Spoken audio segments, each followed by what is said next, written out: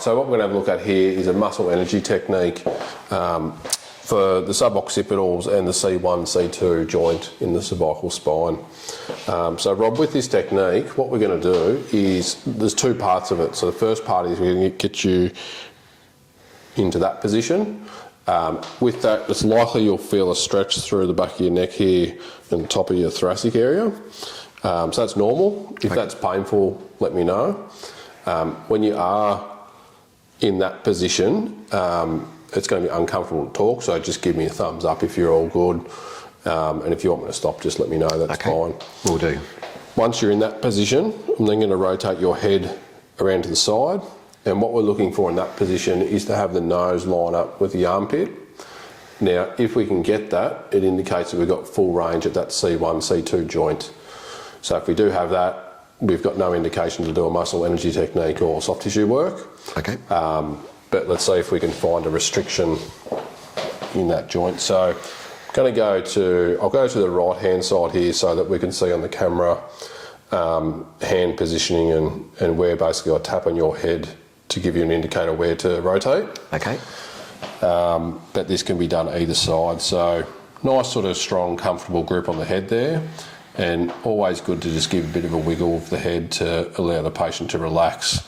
So first thing is taking the head up into flexion. So all good there, Rob, just give me a thumbs up if you're good. Yep, cool. And then just making sure we're relaxed with the head, rotating around to the side. And then nice and slow. So if Rob's got any pain or increased stretch, you can just let me know. So I've got that R1 barrier there.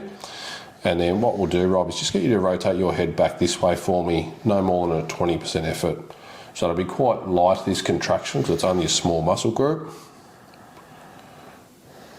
And relax.